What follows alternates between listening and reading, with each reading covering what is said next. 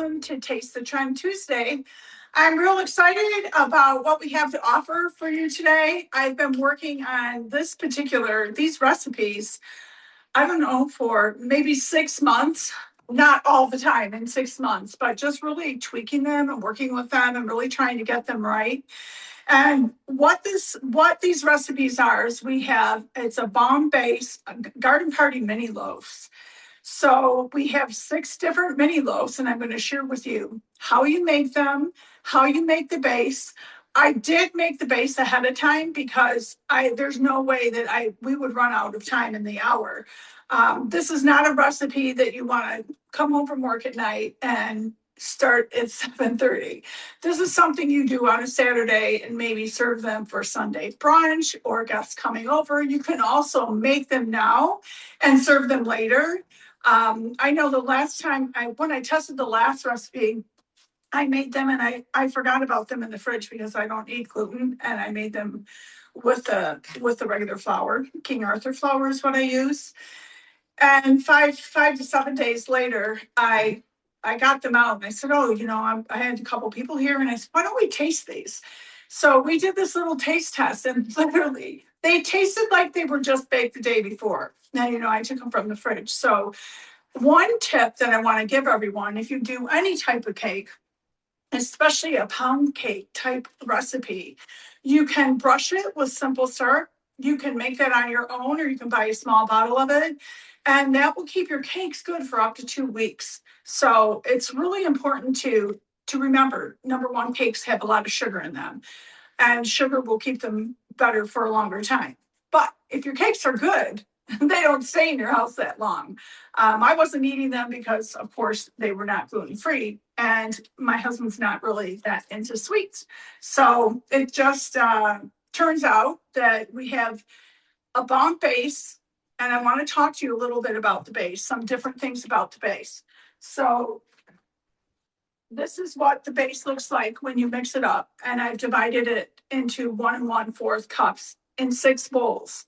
So then I'm going to show you how we add the additions into the bowls and make the loaves in the 6 loaf tray. But before I do that, there are some things that I feel are really important about this entire concept. So I want you to be thinking right now, it's mini garden loaves or mini garden cakes. And it's with one base, and then you add the other ingredients. So I like things to be a little bit, maybe something that you wouldn't find at Costco or you wouldn't find at the bakery, but something that is a little bit special, a little bit elevated. And you'll see with the ingredients that I use that it is that, but they're all ingredients that you may have on hand, but you can grab really quickly.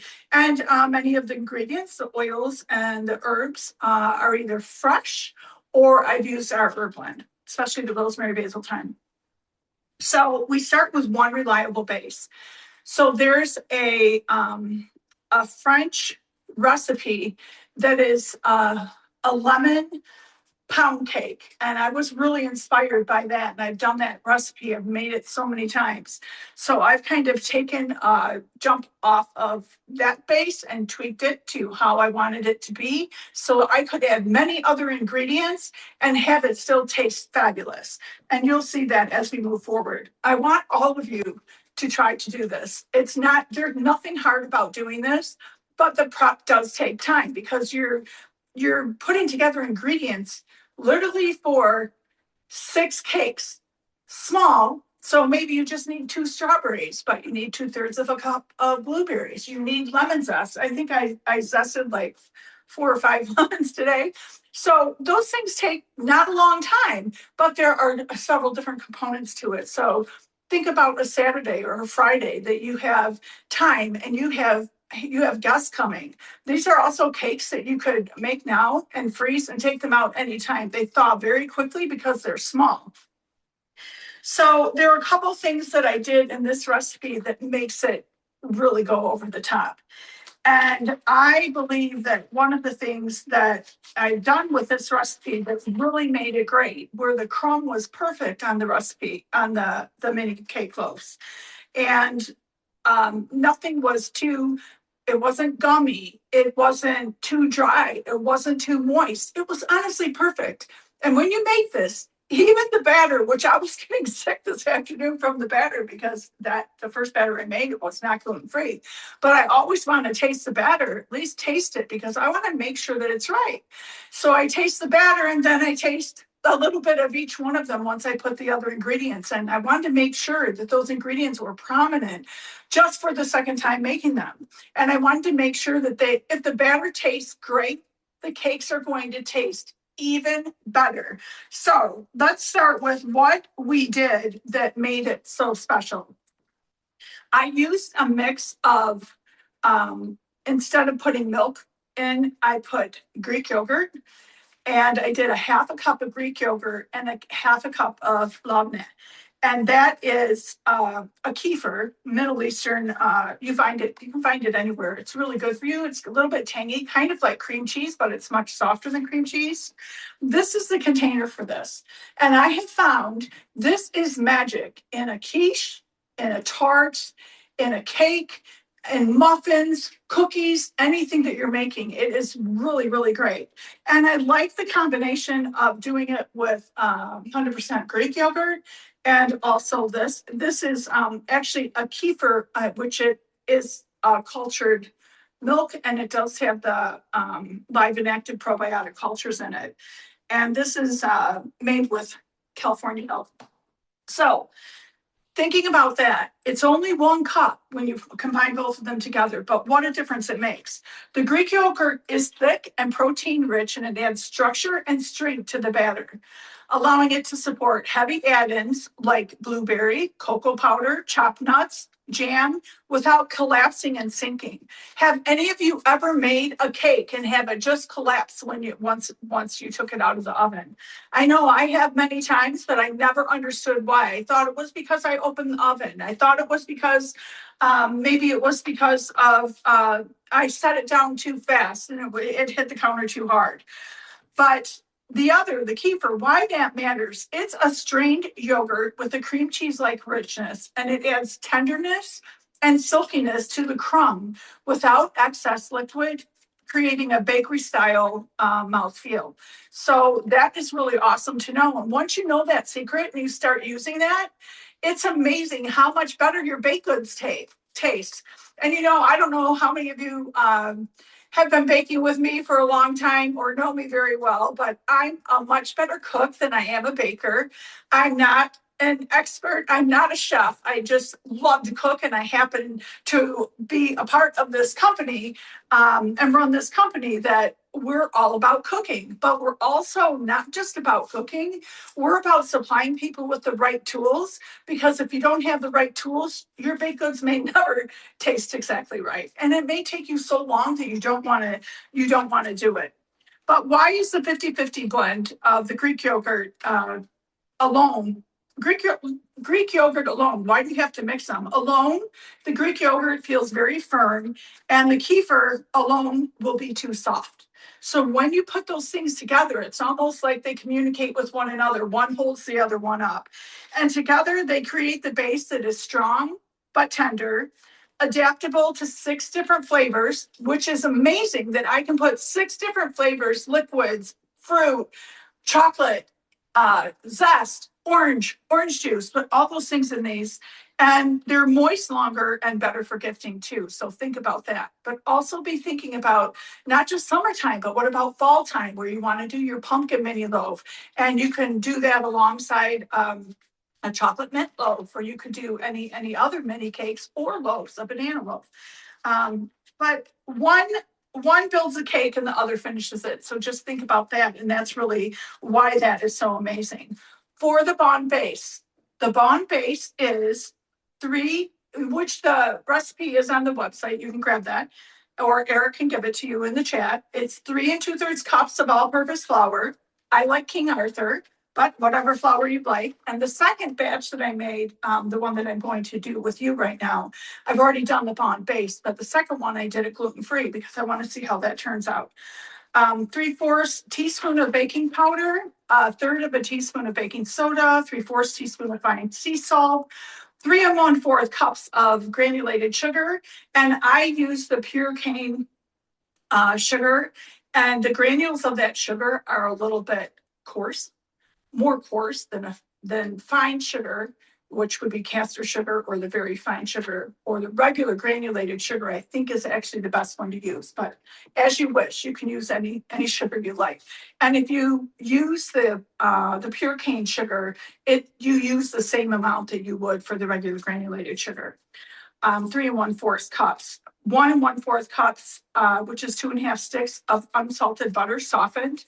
The key here, you're going to blend the sugar and the butter together. And the key here is to have your butter at room temperature, but not melted. I mean, yes, not so mushy that it's hot. You don't want it hot. You want it at room temperature and soft, but you don't want to go beyond. You don't want to put it in the microwave. You don't want to put it over steam to get it softer. Just allow your butter to sit on the counter for 3 hours, 2 hours, and it should be absolutely fine. Your eggs also, there are 7 eggs in the recipe. They need to be at room temperature, not hot, not cold, just at room temp. And the reason for that is, first, they blend much better into your recipe, into your bomb base. And they also keep your cakes from like totally cracking open and separating. But I will say the loaf cakes always kind of separate a little bit on top, and they're supposed to do that. That's what makes the breads and the cakes look so great. The dairy preferred, of course, like I said, it's the Greek yogurt and the kefir. Or you could use 1 1/4 cups of sour cream at room temperature. So the method, when you cream the butter and sugar together, so it's 3 1/4 cups of granulated sugar and 2.5 sticks of butter at room temperature. You're going to cream that and put it.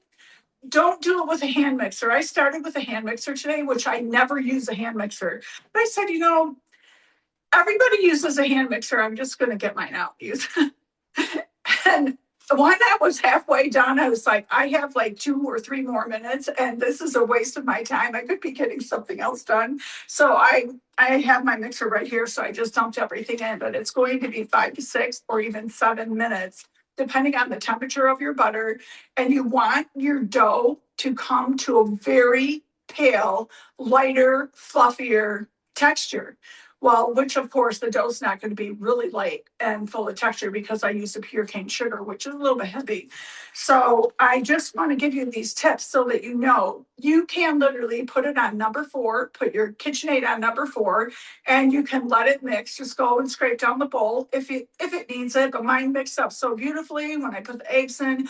It's a really beautiful mixture and just cooks up really perfectly. So you don't need to overbeat the eggs once they're mixed in with the rest of the batter. It's absolutely perfect. And then after that, whatever you have in the end that you need to add in, you do.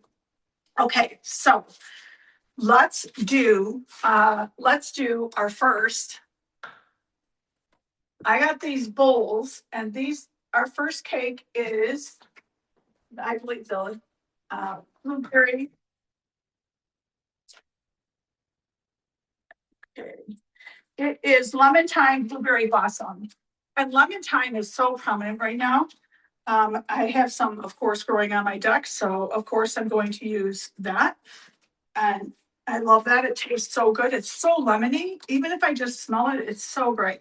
So I am going to grab the spatula.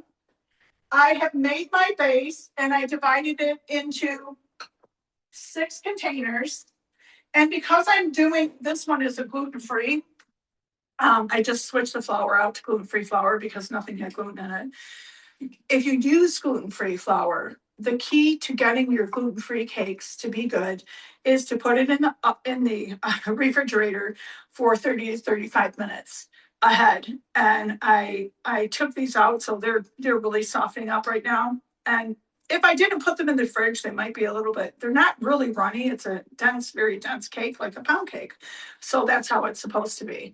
And this is 1 1/4 to 1 1/2 cups of batter. So what we're going to do is we're going to get everything that we need for the blueberry cake. And I have it right here. And I'm going to just put these in one at a time. So we need 2 2 2/3 cups of blueberry. And I have the blueberry here.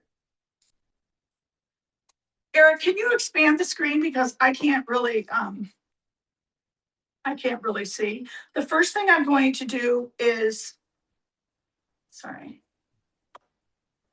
I am going to put a little bit of flour, a really small amount. And I think it's best if I just take the flour and I sprinkle it on the blueberries. You want to coat them a little bit because if you don't coat them, sometimes they just become very liquefied and smashed in the mix. And if you just have a little bit of flour on them, you can see this. That works out great. Not a lot. Some people use cornstarch. I'm using flour because that's what we have in the recipe already. So I'm just going to dump these in. That's 2 cups. Oops, I ended up putting all the flour. Excuse me for that. It's going to be fine. We also have 1 teaspoon of lemon zest. And I'm going to be using our zester for a carrot, but the zester is so amazing because it works so well and so quickly. Let's see that. And then we also have 1 teaspoon of lemon juice. And what I did is I used the citrus press. I have it ready for the orange, but I use the citrus press. So we are looking for 1 teaspoon. I need a little bit for the icing as well. And then I have 1 teaspoon of lemon oil. And then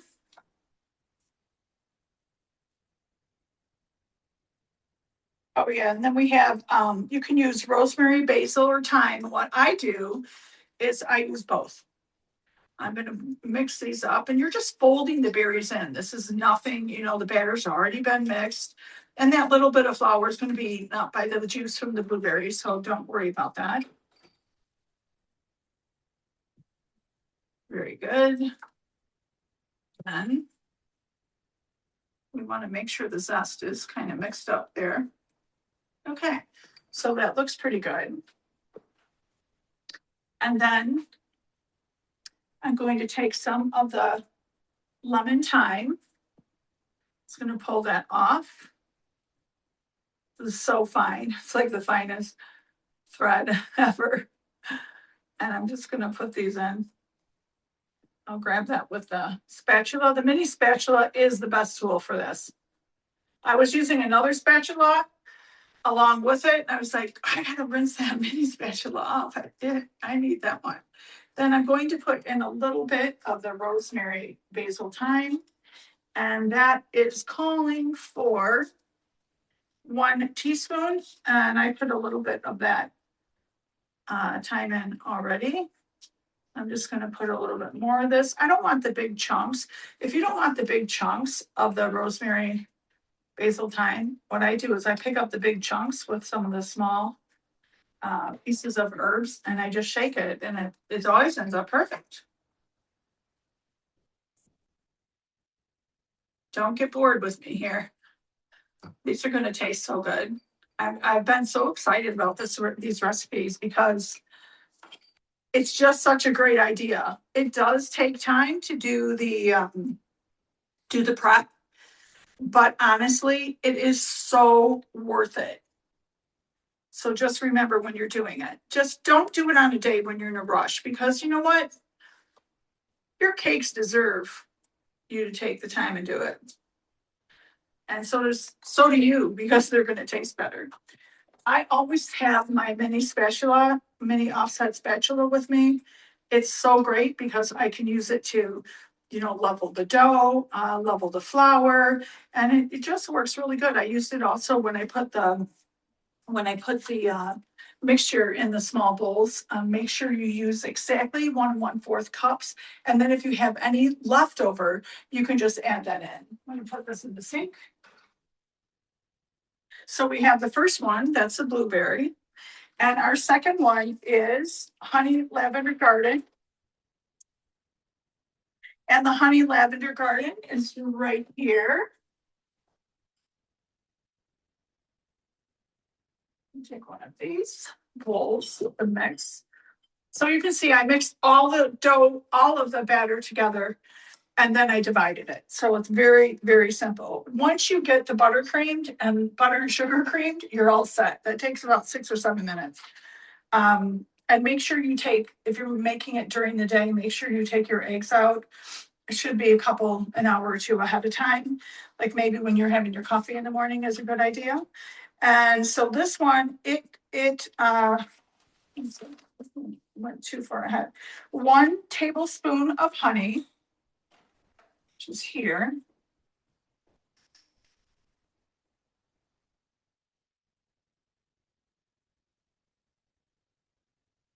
And I just wipe this really on the side, and then when I go to stir everything, I can get it correctly out. This one also has a teaspoon of, no, not that one. It has a, this is honey lavender garden. It has a teaspoon, it says 1/8 of a teaspoon of crushed culinary lavender. And this is pretty crushed. I like to see the lavender in the loaf. And because there's a lot of lemon in this, it's okay if you have a little bit more lavender. And if you love lavender, you definitely, put as much as you want. I like to put a teaspoon instead of 1/8. It's better. And I didn't think it was overwhelming at all. I want the flavors to be prominent enough, but not to overpower the base. So it's really important that you follow the directions. But if you love lavender, you can put a little bit more. The next thing we're going to put in is a little bit of lemon juice, and a little bit of oil. And the oil, I squeezed a little bit of lemon in it because I know we're out of, Mom Cook is out of the lemon oil right now. And the lemon juice, let's see, here's the lemon juice. It's calling for 1 teaspoon, which I've already measured here. And then we're going to recreate the icing with some of these same ingredients. It smells so good. So this is the lemon lavender, so all of you can see that. And Eric, if you can't see what I'm doing, just let me know, okay? No, we can see fine. Okay, good, perfect.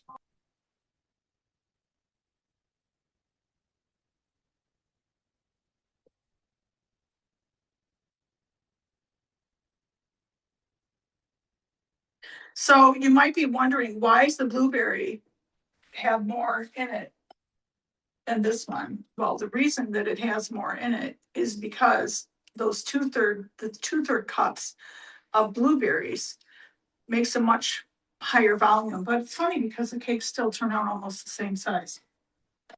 Okay, the next one we're doing, yay, lemon lavender, love it. Honey lavender, that one. Then the next one we're doing is orange rosemary carrot patch.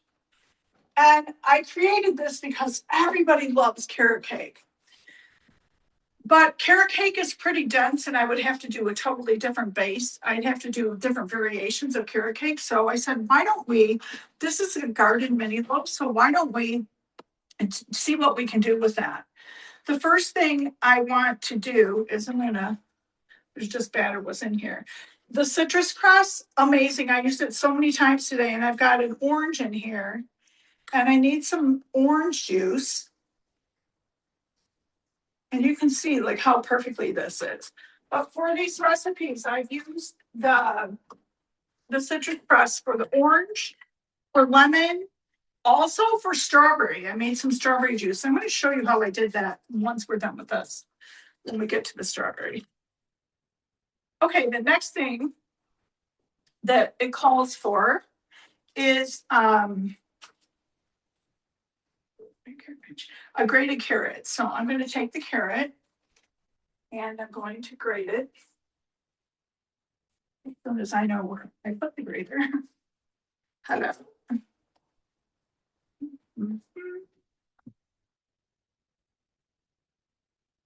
Well, I know it's here. It's one of those things. Let's move this out of the way. We'll leave this one here.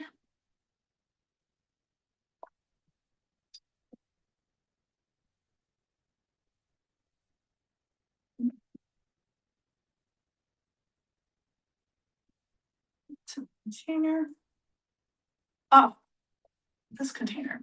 So we're gonna grate the carrot, which I have already done some, but I just want to show you how fabulous this is. This orange zest. Here's the carrot. So when you grate the carrot, what I like to do is I like to put a paper towel in the bowl.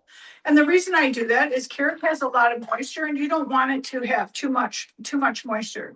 I'm also going to cut the end of the carrot off. I just have Trader Joe's mini carrots. And I really like these for baking because usually if you're doing carrots, you don't need that many. But you can see how quickly this grates the carrots. It's quite amazing. I use it for the lemon zest. I use it for the orange zest. I use it for grating the chocolate. I mean, I really use all of the tools that I've used them a lot today. So what we need from that is just one teaspoon.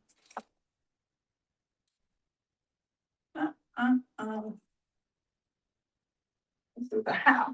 So we need 1 teaspoon of the orange zest.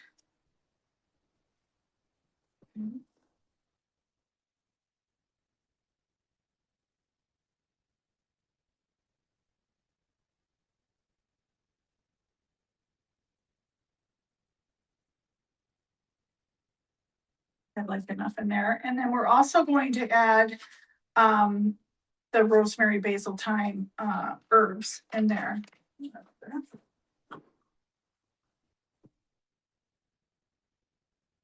Here's the rosemary, basil, thyme again. And I like to, like I said, usually the larger pieces are on top. So I'm going to take this. And this is half the tablespoon, so we don't need that much. And remember, if I take the large pieces and just hang on to them, shake them off a little bit, that's good. This is a really, really nice combination of ingredients as well.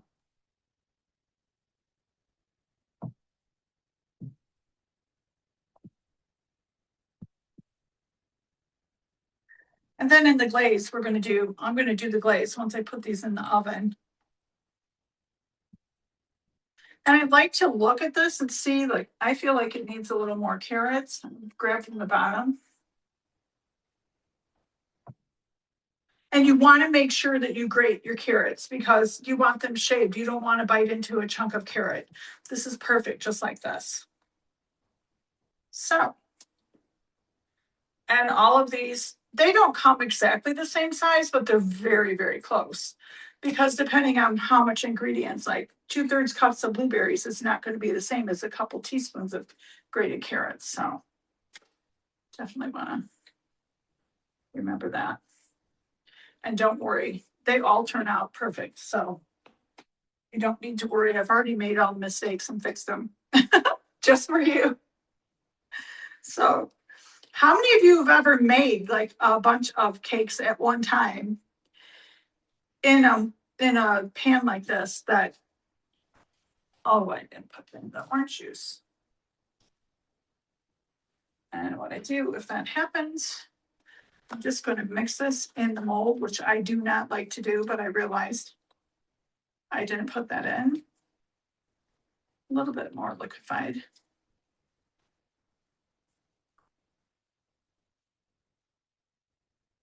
Okay, that's perfect. Get rid of this. Let's take a break for a second and wipe off my workspace. This little cake turner here, the frosting cakes, but you can see I use it for everything and it's perfect for me. But the tools, without the tools, I would never make it for sure.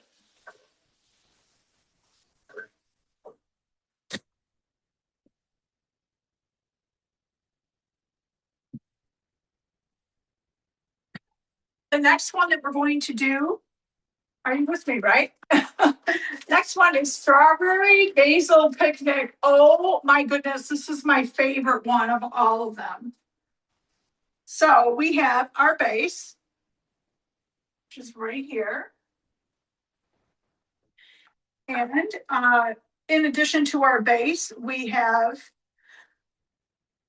2 tablespoons of chopped strawberries.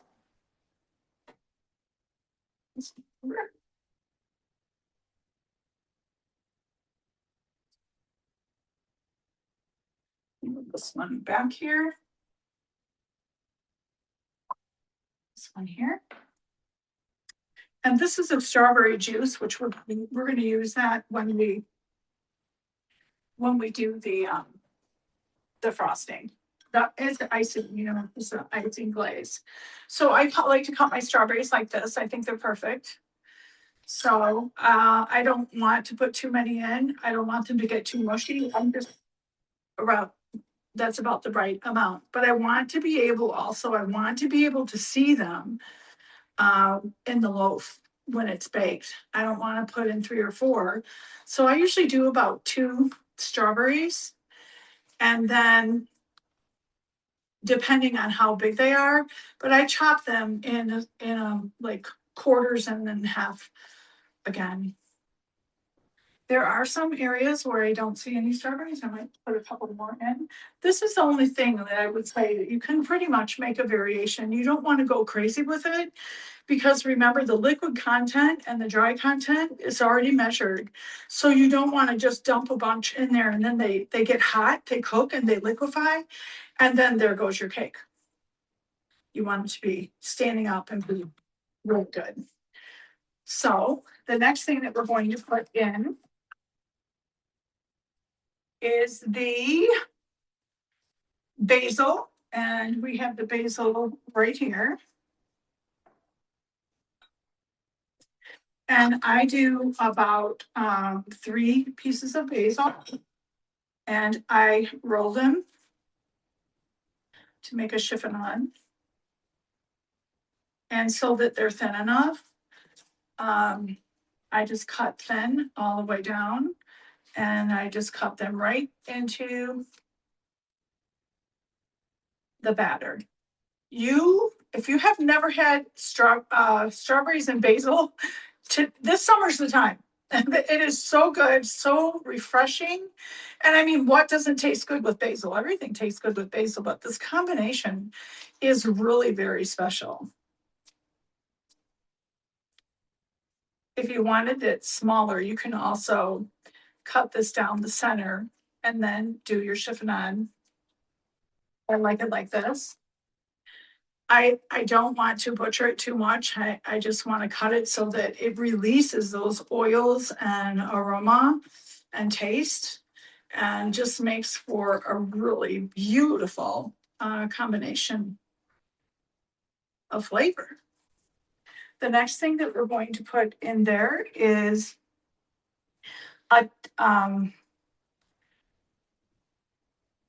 some oil, basil oil. So with the oil, what I like to do, I don't have any basil oil, so I'm going to take our Evu, which is the finest olive oil in the world, just a little bit of that, and I'm going to take basil. Oh, this is time. Actually, let's check on that because I have my tray right here. Just 1 second. Maybe my camera's following me to my plants.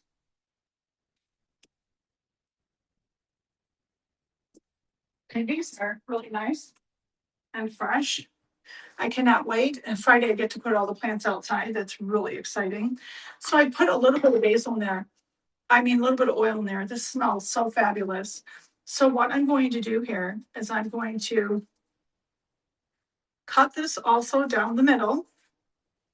Then I'm going to fold it over, cut that, because I want it, I'm going to twist it a little bit so it's falling off my hands. But I just wanted a lot of basil and a little bit of oil. Because what happens is the cake with the strawberries in it, the two flavors together, they just melt so beautifully by doing this. And then you can take,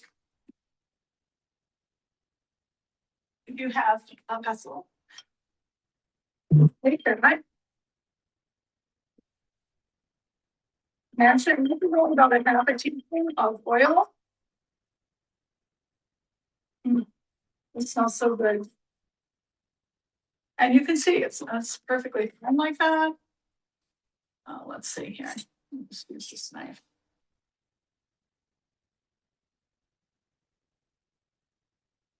I don't want to leave any basil behind. I did a huge favor to myself doing a big chef's garden with all the herbs that I love to use. And I'm so excited just having them.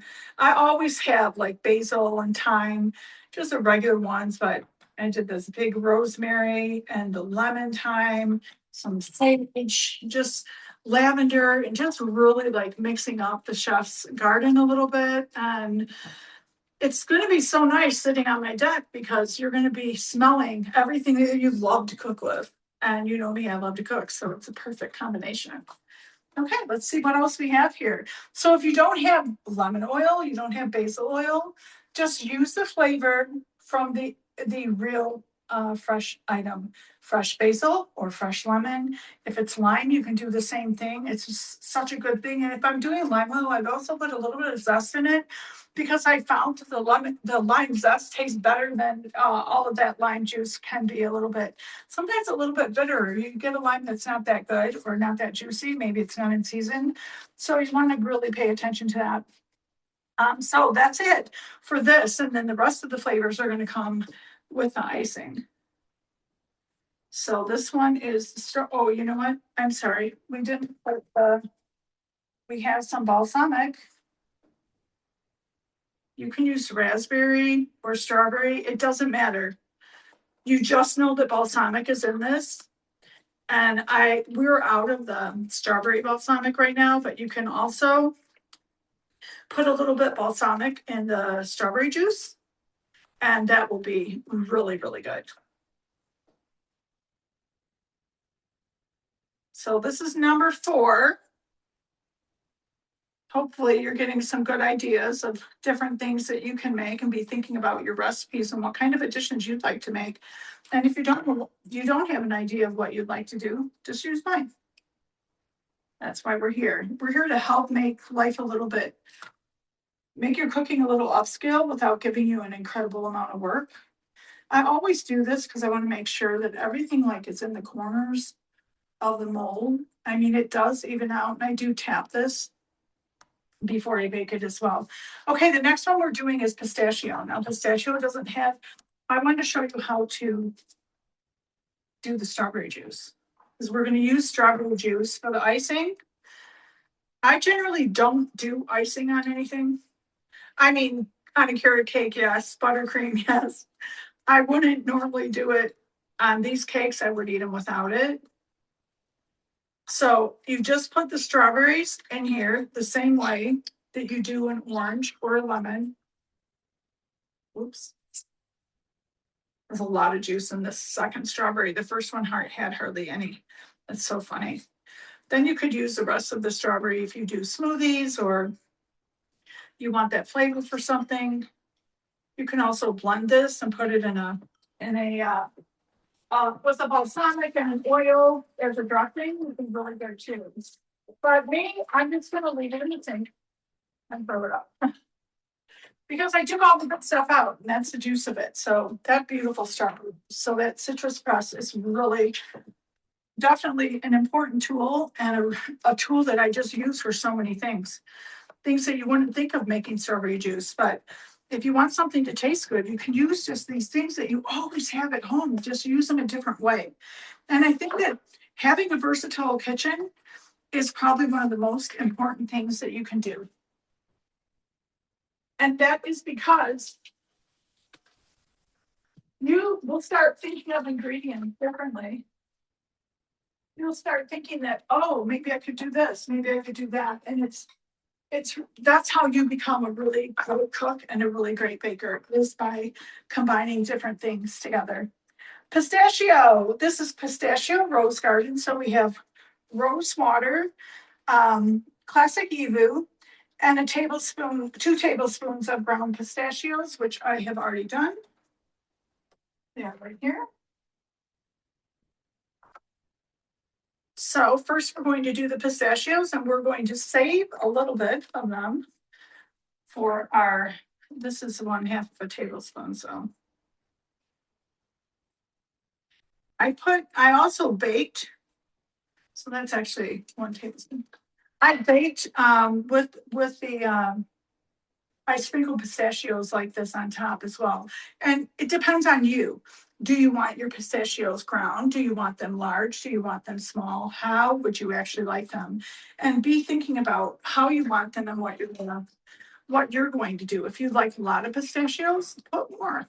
That's not gonna, and pistachios, when you grind them, I ground these in the Eagle Chop very, very simply as well. I'll just do a sprinkle more. I like to kind of eye that when I look at it.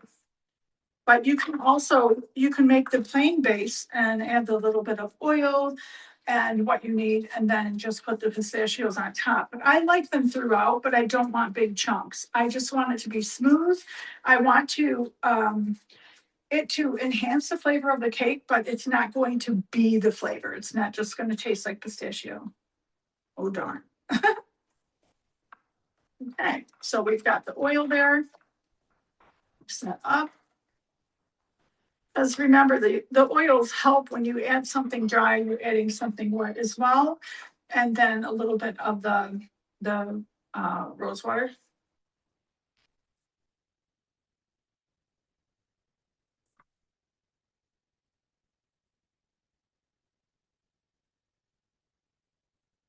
Okay, and that's it for the pistachio. Wow, it smells so good too. Can you believe we're making 6 cakes? Isn't that amazing? I think when I'm doing it, I always feel like, okay, now what do I have to do? One after another. But then you just get to this point where you're pulling them out of the oven, and it's so exciting to see them and think like, wow, I did a really good job on that. So you can use the back of your mini whisk. I do this a lot when your dough is stuck on your spatula, or you can use your mini offset. Okay, last but not least is chocolate. Let's grab the chocolate. Wipe my hands.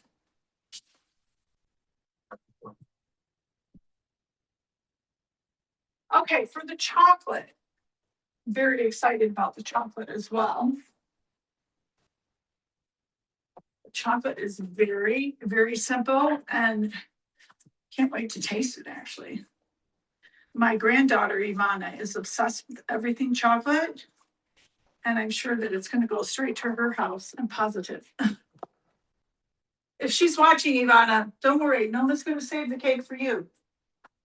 Okay, we have the last bowl of batter, and we have 2 tablespoons of cocoa. I have a little extra if I need it for the icing. And then we have 2 tablespoons of chocolate chips.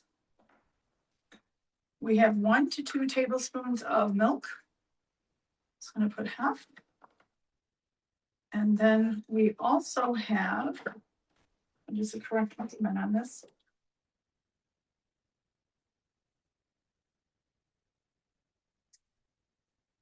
A half teaspoon of raspberry, no, 1.5 teaspoons. I'm sorry, 1.5 tablespoons. I've already measured it here. Of the raspberry violet jam. And that is the Bon Cook jam. This one, so fabulous. Really, this is straight from Provence. It is, if you haven't tried any of the jams, you must. This is really one of my favorite. This and the strawberry, I love. The fruit jams are so good. And then we're gonna mix this up.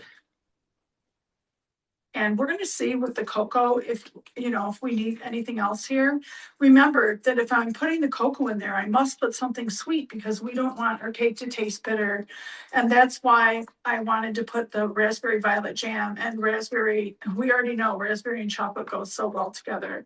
And what you want to do, if you want a darker chocolate, you just put a little more cocoa. And this one comes, you want to definitely mix it up so that you're not seeing yellow anymore. You should be seeing cocoa and chocolate. And where you see it with yellow streaks, you just want to stir it. We're also going to put a half of a teaspoon of raspberry balsamic, which I have measured here. And this, the raspberry balsamic and the raspberry violet jam with the chocolate and the chocolate chips. Oh my goodness, you are in for the biggest treat. And if you want, you could make one tray of just one of these. And what you would do is you would take the additions and then you would multiply it to make sure that you have for 6 loaves instead of 1. So this one had quite a few ingredients, kind of like the blueberry. So this one will be a little bit larger. It smells so good. Oh, wow.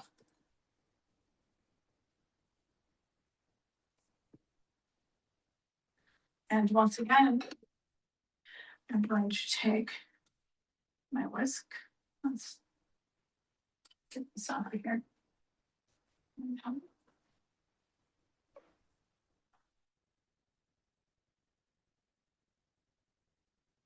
And I could wipe it on the side of the tray, but I don't want it to mess it up.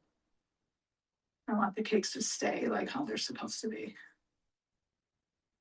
So are you all with me? Hopefully you're going to try this. And you're so lucky because the tray is on sale. And what is it on sale for, Eric? It's $40 right now, and it comes with the black cake server knife for free. Wow, that's perfect. So altogether, it's a savings of $41. Wow. So you can see we have all of our batter here. And excuse me for the noise, because what we're going to do is we are going to tap this. You can also do this. I'd like to do this because I kind of have it jump on the tray and just kind of push it up and touch it like you're touching it. In addition to that, you can also, I have a iced teaspoon here. And if you have something that's not going to the corners, you just swirl the top of it, push it around. Do that on all of them.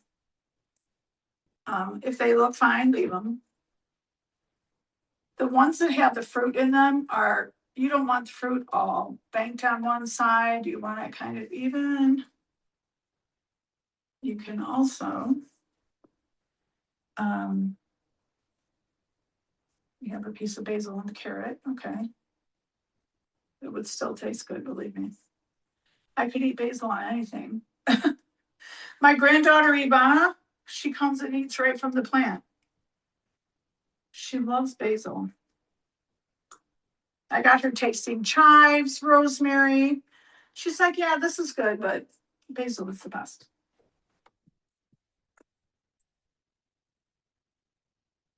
My oven is at 325. And we just want to make sure that these are going to cook properly. I don't know what I did with my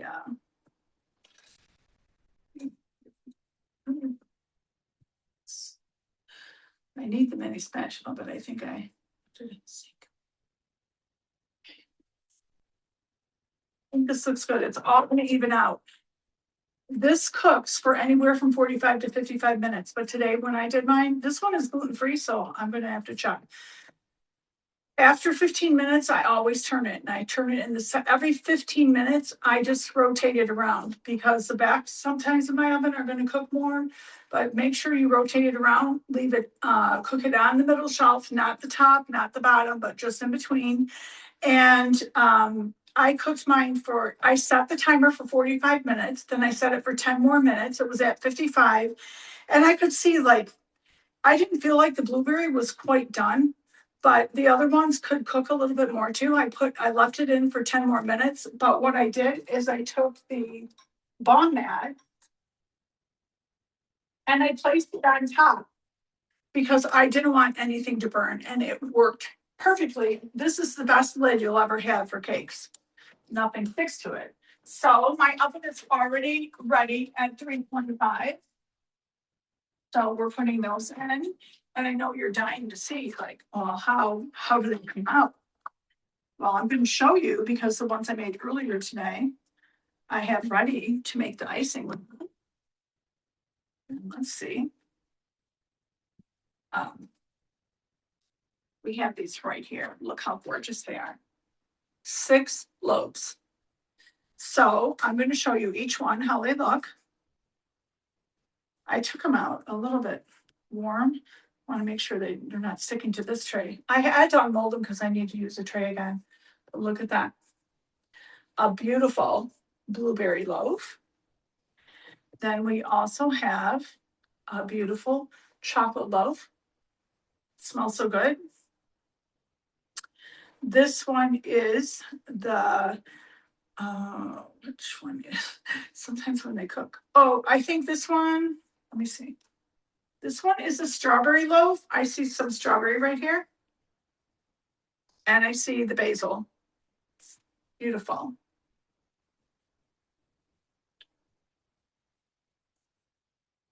I should have put a Bonmat on here. This is, I believe, the carrot. I see the carrots on the side. So when you cut this open, you'll see that too. Beautiful. This one is the pistachio. And I did sprinkle pistachios on top. And when look how evenly this is baked everywhere. It's baked, it's just baked perfectly. And this is what I love about the FORTEEZ molds. The bottom's baked, the top's baked, and the sides are baked. And as long as you have that type of performance, you're never going to go wrong. Then this one is the honey. This one is the honey. So beautiful too. And I like it because you see the crystallization around the mold, around the loaf. And then when you cut it, it's going to have a little bit of a crunchy texture on the outside, and it's going to be really nice and moist and soft inside. So let's see what we're going to do about, I'm going to just grab a plate so we can frost each one of them.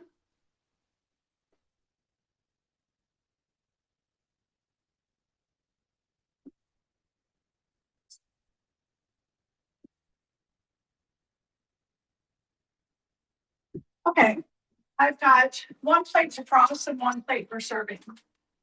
We'll put this plate on here, and we'll put the serving plate over here. So we'll start in the same orientation that we begin with number 1. So number 1 is the lemon thyme blueberry blossom. Look at that. Looks so good. Okay, this is the staging area. And I actually think I'm going to put the bottom in here. Just like that, so I can lift it off more easily because it's moist. Okay, so we're using 1/2 cup of powdered sugar, and we're going to use the Eco Chop. So I've got the Eco Chop already set up with the blade.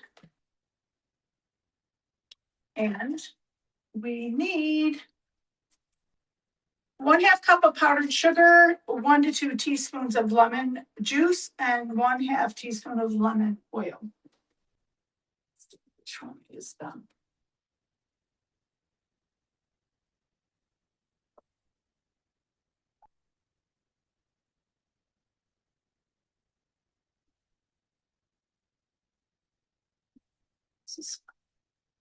It's 1/2 cup of the powdered sugar, yes. So we're going to put that right in. One thing that you want to make sure when you're working the powdered sugar, if you don't want lumps, you have to whisk it or sift it. And I like to whisk it. That's perfectly good. You can also put it in the Eco Chop. If I were to do that, I can put it straight in the Eco Chop. I don't have to sift anything. This is so much faster. And then I just Yeah, look at this. It's a miracle. Wow. It's so great. Then we have the lemon juice, teaspoon of lemon juice, which I have right here. That in. And the next is lemon oil or even with a splash of lemon. And then we're going to do, I'm gonna move the, every time I do this on cameras, something crazy happens to me. Like this thing starts moving away. I drop it in the floor. I'm gonna try it on here. If you have something slippery or wet, you never want, you go shopping water, do not do well if it's on anything like that. But what I can do is that, and I'm gonna continue doing that. If it needs more liquid, I have a little more oil over here. Or if I'm doing. Let's check. It's not quite there yet. I think it needs a little bit more of the liquid. This is not on. Let's see.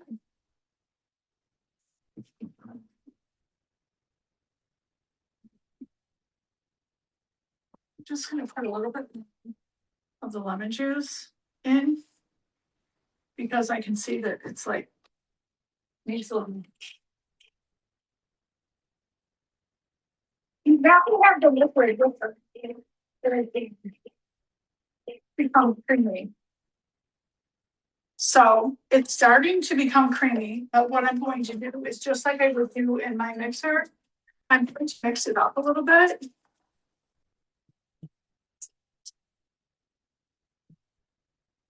If you want it thinner, there's not a lot in here. So it's not reaching the blade that well, and I don't have the I have to slow down. Oops. Sorry about that. And if you ever have that where you need it to reach more, I love to do the shake because the shake mixes it up a little bit so that it's freaking better. Okay. This looks good. It's gonna, you can see there's one little, I want to keep going on this. You can't ruin this mix though. I will tell you that. And we've already sifted it, so you can see it looks really good. And what I like to do is just take the loaf. I'm not crazy about, I don't want like this whole thing covered in this. I do not. First off, it's very sweet. And I don't want to mask how the loaf tastes. So what I'm going to do, is I'm going to take the spoon. I'm going to start on top. And I'm just going to do this across.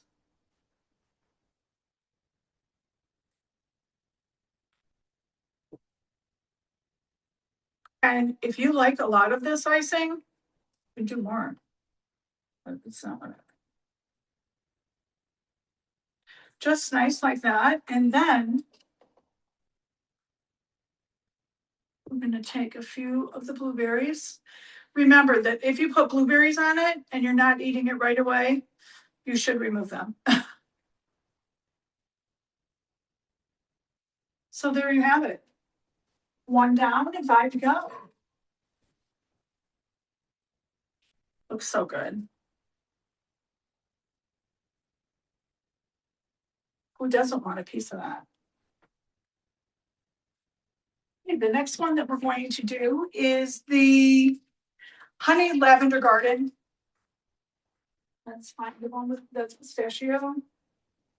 This one is, it's hard to tell sometimes. That's the strawberry basil, chocolate, carrot. This is the honey lavender right here. I can't see the lavender, but I know it's in there. You can see the small little specks of that. And sometimes you can just sprinkle some down the middle so that when it cooks, you can actually see it. So you can tell which one it is because, I mean, it's a process of elimination, like so many things in life, right? Okay, so what are we going to use for this? We're going to use, again, a half of a cup of powdered sugar.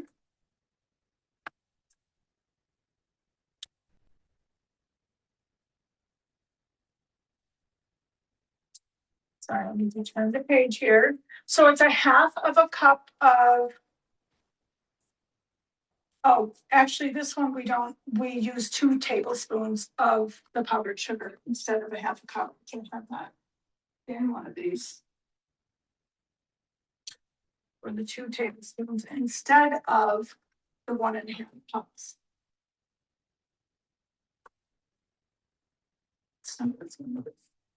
Sorry.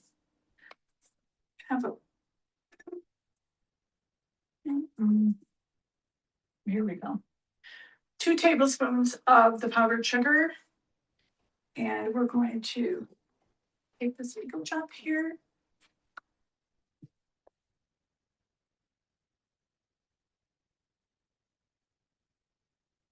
And I'm going to set this around a bit. You can always, left over, you can always, if people you want to serve it and you want more icing on it, you can actually just very simply just put it in the baggie and you can pipe it on there if you want from the baggie, or you can just simply scoop it out. You can warm it a little bit if you want and drizzle it on. The next thing that we're going to put in here is we are going to put 1 teaspoon of warm water.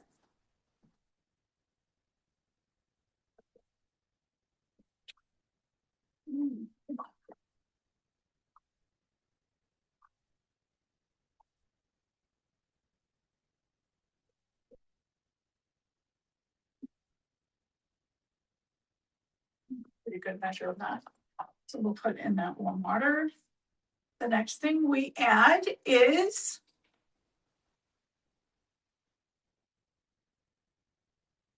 a half a teaspoon of honey, which I have it in here. Which one is it? Here we go. Half a teaspoon of honey here. And we're just going to add this well. Oh, this one is not the honey. There we go. Sorry. That was balsamic, but in a blue container, it looks like honey. This is the honey here.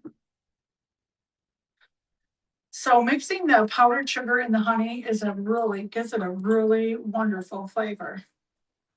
I don't know if you've ever done that before, but it's a really nice thing to do as well.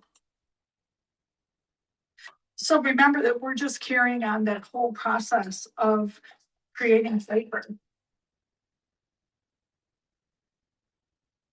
And then the last thing to put in this glaze is a half a teaspoon of oil, which we have right here.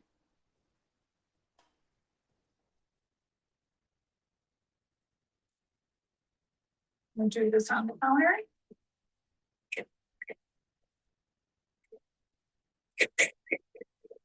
Let's check it. Just a little bit.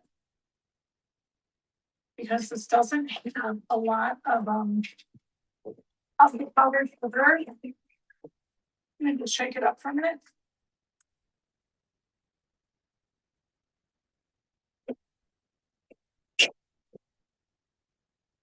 Oh, nice.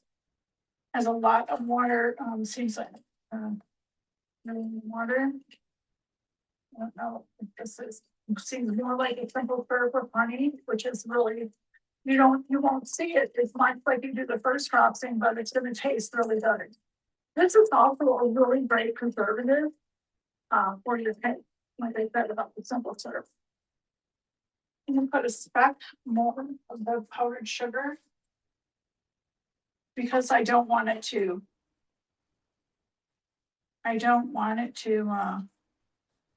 make the cake mushy because we haven't boiled any of those ingredients. It will be fine, but I just want to make sure.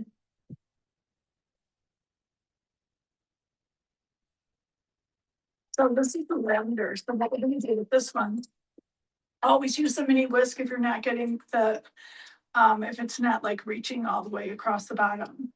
So this is something that you want to pour all over. You don't have to do the sides, but it is all over the top. And if you want to use more of that, you can also pick it up. I have it on the soap pad, so I can just pick up that liquid from the bottom. What's really nice is this is a pretty crunchy top, and this is going to keep it moist and crunchy.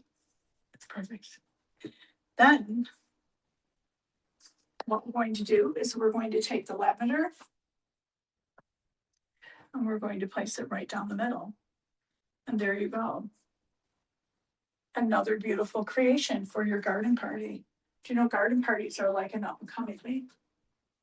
People are saying, forget brunch, let's do something outside. And I love that. I just think it's great. You can do it for any age. You can do it for family. You could just do it with your family at night, or even in the daytime. You could do a movie night outside and have a little garden party. It doesn't have to be during the day. It can be anytime.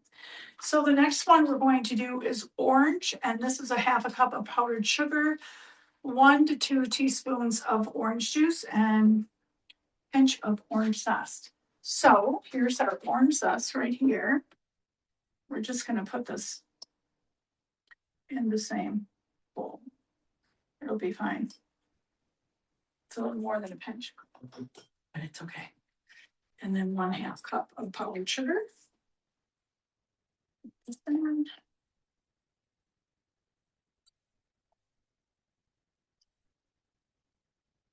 I'm just going to dump that in, and then I'm going to set it.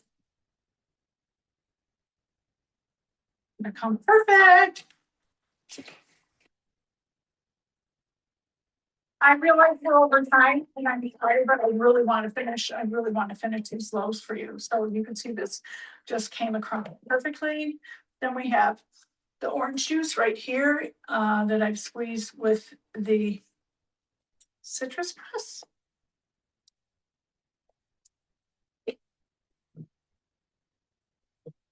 Okay.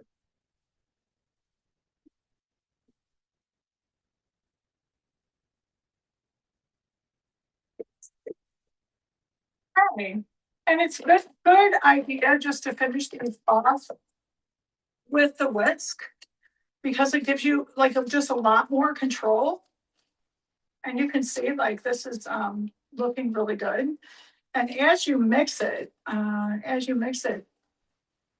it all comes together. And then this one is a little bit thick, so you can do several things with this. You can just spread it, which that's what I'm going to do. Looks so good. It's a beautiful pale yellow, so nice. Just want to make sure we pick up all of that sugar. Oh, I might also that spatula is here. We'll swipe this off. And we're getting the orange, rosemary, citrus. And that one, you can see the orange right here. So beautiful. I'm going to fold this in half because I don't want it sitting in a pool of the other ingredients. It's not really a pool. But this one we get to frost. Look how nice this is. So beautiful. And it has the zest in there. And you could do several things with this. You can frost it. You could just put it in the middle. Just think about how you would actually do it.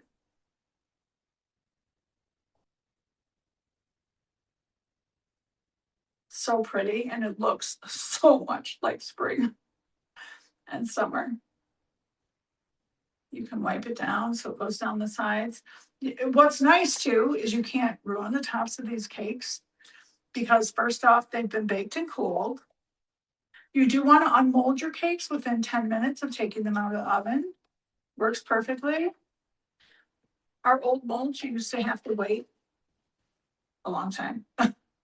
You don't have to do that anymore, and I love it. And I love the fact, one of the things that is really different from these to our other molds. I mean, all the molds. I mean, the invention of FlexiPan was absolutely amazing. These do have I feel it has a better browning performance. And there's also a mirror image on these molds, so they look like kind of glass. They look like that. The mirror image, what it does is it keeps any of the grease from retaining in the mold, or keeping that greasy feeling even after you wash it. So you don't have that with these molds, which is great. So here's this one, and for this one, we are going to use sprig of rosemary. Oh, it smells so good. I took this from my deck. I did a topiary of rosemary and filled in lemon thyme around it. It was so pretty. Isn't that gorgeous? Who wants a piece? Come on over. Okay, now the next one. Hope you're still with me. I'm trying to hurry, but I want to do it right. Of course. The next one is the strawberry balsamic glaze. So we've got, again, 1/2 cup of the powdered sugar. We can leave that there, this here, and then I'm going to use this bowl. I'm right now smelling the cakes. I'm just going to shift this around.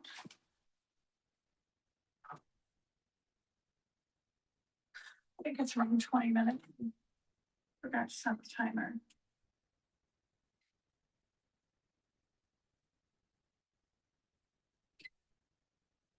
Okay. Okay, so with this one, we are going to put this on. Oh, the food on there. Let's turn it over. Okay, this one, we are going to put in the 1/2 cup of powdered sugar. And we're going to set that.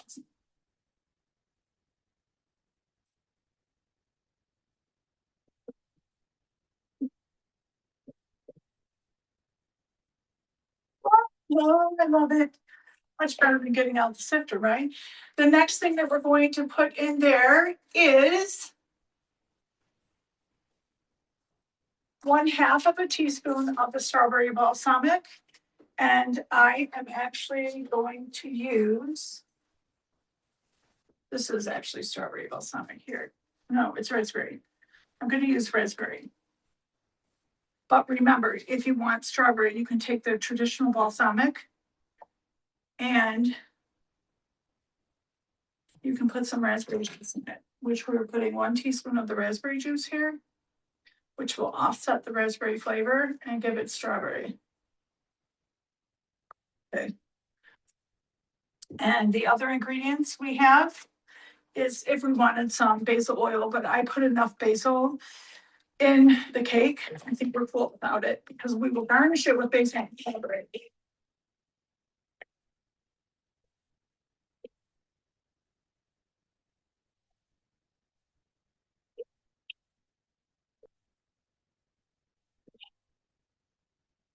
Okay, I am going to take Whisk, excuse me.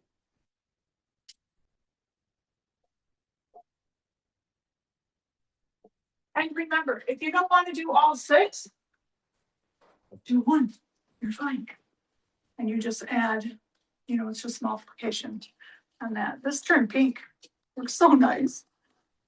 It's going to get what didn't come up on the middle. This is going to be beautiful on the cake. Wow. I love it with the balsamic. Imagine how good this is going to taste. Okay. Oh, I got it. It's stuck on it. Offset. I don't have 6 of anything in my house of the molds. So that's why I need to wash these and come back to it. But we'll get the strawberry loaf is the next one right here. I see the strawberry here. Beautiful.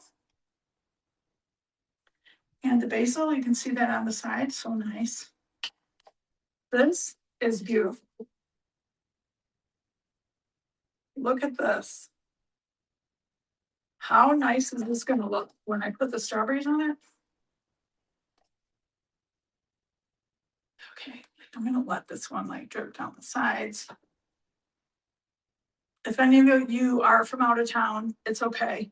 You can just fly and show up at my door tomorrow. We'll make you some coffee and lunch.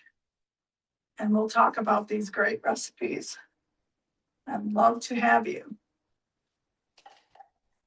This is a time I love someone to come over when I have something nice, different, and homemade. I always love to have homemade things. My daughter's actually coming from Paris on the 21st of May. Yay, I'm so excited. And I invited some people to come, some of her cousins and her aunts, to come and meet her baby. And they already know her husband, he's coming too. I'm very excited about it. And I'm going to serve these when she comes. I'll probably make them again for Memorial Day. So, and it's a perfect thing for that because you can just put names, of what the ingredients are, what the name of the cake is. And people are going to love these. Turn this like that. And then we're going to take a piece of basil. And we're going to leave that like that. Or you could cut it and leave it around. I want to make a mess. But oops, let's do strawberry. Okay. And then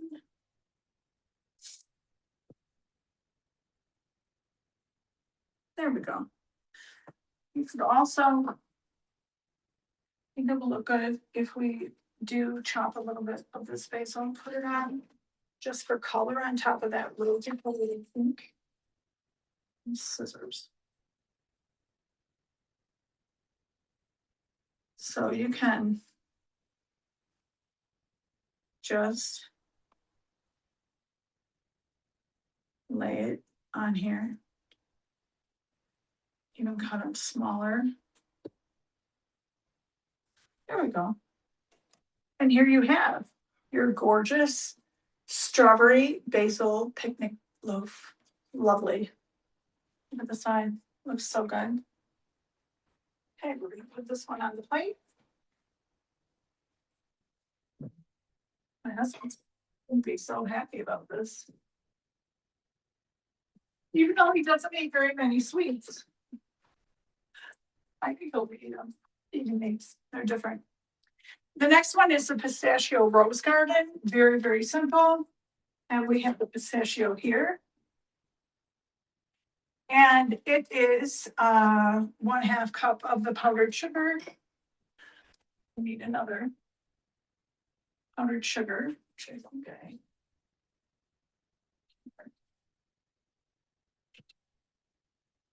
This is a 1/2 cup measure. And I'll get the chopper.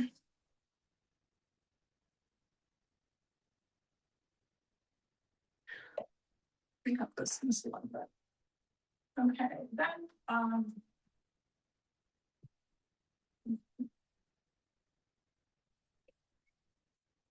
sugar if we need it. And we'll get rid of these.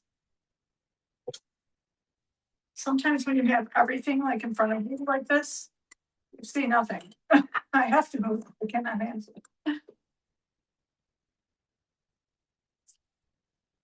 So we will into pistachio now. And we'll take the tipple chop. This one has some the blueberry. So I'm going to put it in a bowl.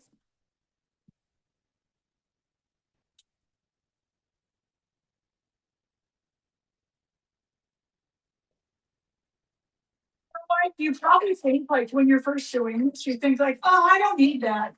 But somebody comes and like, oh, do you have a little more dressing? Do you have a little more icing to that?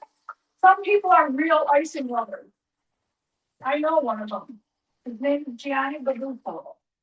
My son-in-law. They love sweets.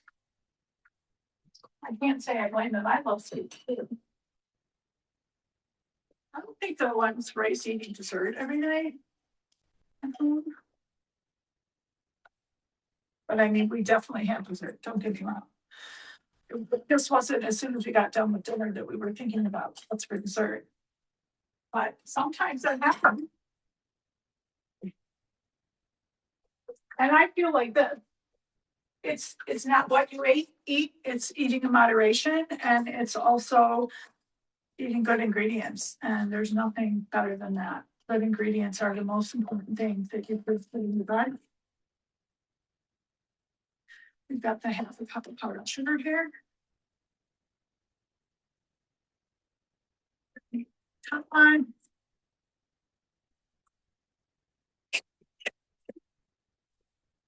Here we go, and we have magic again, yay.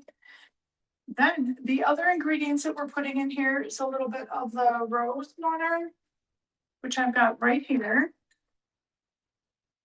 It's gonna be pinky looking as well. I love that color. And then we also are putting in half of a teaspoon, no. The powdered sugar, the milk, a little bit of milk, the rose water, and here. I have another thing about.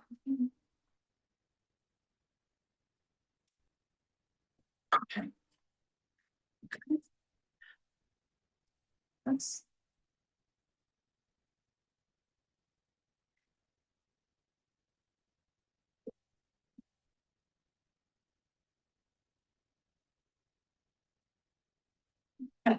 Take some of them.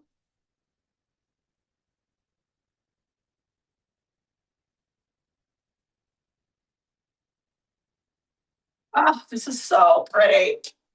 I'm going to take this out. There's just a few granules of the powdered sugar. Needs to be mixed.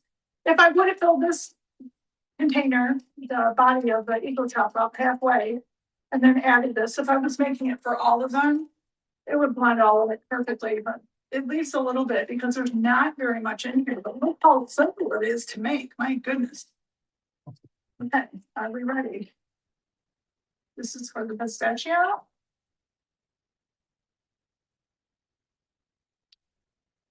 I'm just going to pour it from my container.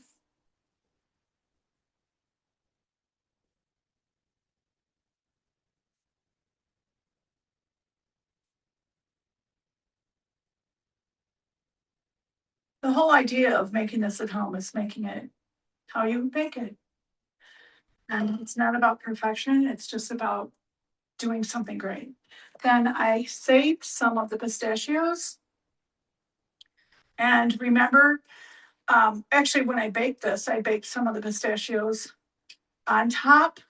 And now it's going to be cooked pistachios and pistachios that are not cooked. And I really, really love this combination because you're really going to have a great pistachio flavor, but it's not going to take away from any of the other flavors. Look how pretty this is. Beautiful pistachio loaf. Wait till you see how all of these are going to look together. It's quite amazing. Then we have one more, and we always say the best for last, the chocolate, of course. Wipe this off.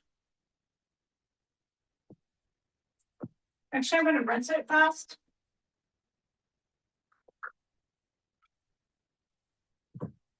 I have gotten so messy doing this today. It's so funny. Like my clothes, oh my gosh, I had so many dishes to wash. It was, you know, one of those things. When you're doing that, it's funny. When I looked at myself in the mirror, it was like, oh my goodness, I am a mess. Okay, I'm gonna put my old friend Silpat on here. And I have some great news for Silpat, but we're not gonna talk about that today. Silpat was the reason I came to this company, because I was obsessed with Silpat. Okay, the next one, we are going to, let's see which one has least, this one isn't enough in it. So, Silpat, I used to watch Martha Stewart and she would say, okay, we're gonna take a break. Time to get your soap pad out, and when you come back, we're gonna make our cookie of the day. And I was like, what in the world is that she's talking about? And then I saw the Million Sonoma. I bought a soap pad, and then I bought for my sisters. And I thought, wow, this is the coolest product. And my friend called me and said that this company, I was working in another company, but she said this company is looking for someone to head up their company. It's a cooking company. I'm like, oh no, I'm not gonna do that. Like, I'm not good enough to do that. You know, that's not for me. But then she told me that they were the manufacturers of Silpat. And when she told me that, they had all these other products that do what Silpat does. I was like, oh my gosh, I have to go to this interview. And I went to a 2-hour interview, which I ended up staying in California overnight. I started working the next morning and came home a day later. So it was crazy that I went on an interview. I was hired on the spot. And here I am now, 24 years later. And I love my company so much and I love what we're able to do for people. But it all started because of one mat that I was obsessed with. And I'm still obsessed with it. You can believe that. And our Bonmat is the same exact thing as the Silpat. But we branded our own. So now I'm going to do 1/2 cup of sugar. Here we go. This is our 1/2 cup. This is our last one. Remember what we're baking? Tapping is a little aggressive tap. Tapping or playing around with it's what you know, everything out of the way. Important. Why waste ingredients? Look at me. Again, you're getting it all. Eco Chop, it's the best tool in the world. So in addition to the powdered sugar, we're going to add in 1 tablespoon of cocoa. And my measuring spoon here. This is a 1/2 tablespoon, so I'm going to put 2 of these in. Cannot go wrong. This is Dutch cocoa. I love it. I'm going to actually do this again because what I want to do, I want to make sure that there are no lumps in the cocoa or in the sugar, and you can see that worked perfectly. The next we're going to add in is some milk. You have some milk there, and then 1/2 teaspoon of the raspberry balsamic. Remember, we put the raspberry in there too. If you don't have raspberry balsamic, I suggest using the traditional, and then juicing some of the raspberries with the citrus press. And just mix them together. It's just very, very simple. No worries at all. Okay, any other liquids going in there? Oh, balsamic. And you can put in a little bit of the raspberry jam, which of course I'm going to say yes to that. And this is just like a 1/2 teaspoon. And that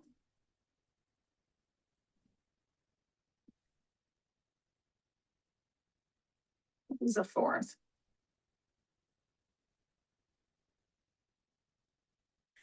Okay, do that. Let's mix this baby up.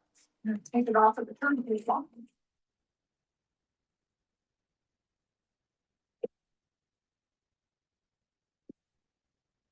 Let's make it that pretty thick. Oops, yeah, it needs more actually liquid in there. Just gonna see, grab a little bit of milk.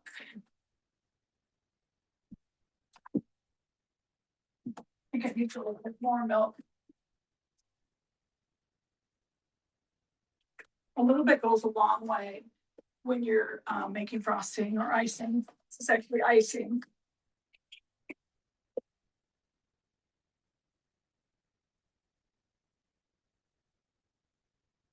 Sorry for the noise if you're hearing that. This looks fabulous. Perfect. I'm going to take this out. And then like I do with all of them, I'm going to just mix it around, make sure we pick up anything that is on the side.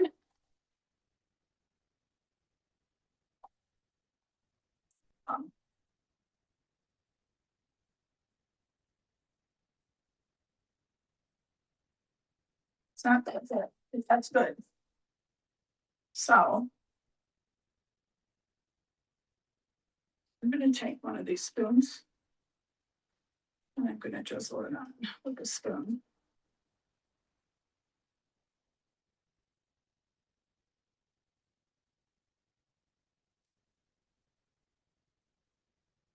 So nice. So not really any lumps in here. There's one lump. Then I find one. The powdered sugar. Just one. It's stuck in the bottom. Can never have enough chocolate, right? Do a little more. And what are we going to put on this in the middle? Unfortunately, I don't have any raspberries, but what I do have, I have chocolate shavings that I did with the mini grater. Whisk. Look at that. This is one little nickel of chocolate, a little wafer. And look how beautiful that looks. Wow. Did you know that one wafer can cover an entire cake and have more? Shocking. I love that. And what I'm going to do is I would like to put something light on here. Maybe, let me think about this. If I had a raspberry, it would be a raspberry. Put a little dollop of jam on here. Maybe a little bit here. And a little bit here. Because everything looks better in odds than evens. Wow. I'm very pleased with all these. Let me get my plate.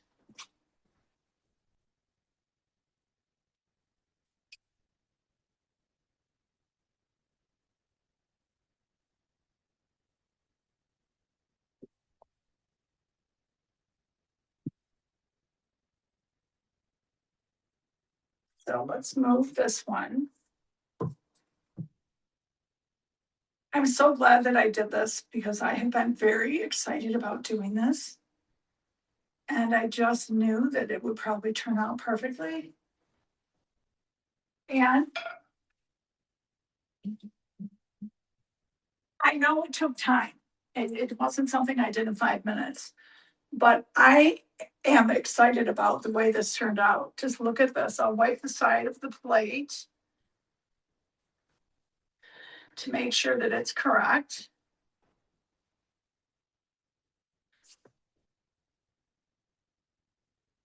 And I think I'll just sprinkle some of this chocolate dust between every one just because it looks good. It's a really nice way to serve. Are you ready for this? Can you see this well enough, Eric? Yes, I can see it very well. It looks beautiful. Okay, great. So I hope everyone takes advantage of these beautiful recipes and makes them because they're so worth making. And I think that, you know, it's just stepping up your game a little bit. Yes, it does take a little bit of time, but how long would it take me if I did each cake individually? And then I had to wait for all of them to cook for 55 minutes or 60 minutes. That alone is just over 6 hours, just over 6 hours and waiting for them to cool before you can do anything. We do have some great specials tonight on our 6 loaf tray. I think this is the best tray ever invented. And the reason I feel like that is because I've done 6 meatloaves. I've done lasagnas. I've done mini loaves like this. These are cakes. I've done banana breads. I've done all kinds of different things, bars, so many different things that you can do. And I think that when you think about working versatilely in your kitchen and what ingredients you bring into play, it's amazing. If you have the right tools, you can basically make anything. But remember, you do want to keep your pantry stocked. And if you wake up in the morning and you're just having a lazy day and it starts raining, you can go right in your pantry and say, I think I'm going to bake one of those cakes. I want to do that. Oh, yes. And also, we're going to get those out of the oven. They look like they need to turn again one more time. They're not quite done, but it's okay because you have these. So I just want to thank everyone for coming along and following along with this call tonight, this Zoom class. And I hope that you take advantage anytime you can of just cooking something up at home and really enjoying that experience, and not just the taste of the food. The experience makes it all so worthwhile. I mean, this experience today, it was a lot of fun making these, and now I'm going to get to frost the other ones the same way. And wow, I've never made something with all the different frostings before. So other than when I wrote these recipes, but these are tried and true now, and I wish I could just serve every one of you. So look for a great sale coming out tomorrow on our original product Flexipan. But right now, you really need to go and grab that 6 loaf tray for $40. So everyone, have a great night, and thanks for coming along. And I want photos when you make these garden mini loaves as well. We'd love to put your testimony or your words, your photos on our website, and just give you a really big shout out. So thanks everyone. Have a great night. Any questions, Eric, or do you have anything you want to add? We're all set. And I did kind of announce the FlexiPan sale on the chat, so. Okay, cool. Okay, great. I wasn't sure because I can't read anything from my on my I know, phone it's here. far away. Yeah, exactly. So thanks everyone. Have a great night. Bon appetit, whatever you have or sweet tooth for tonight. So thank you. Good night.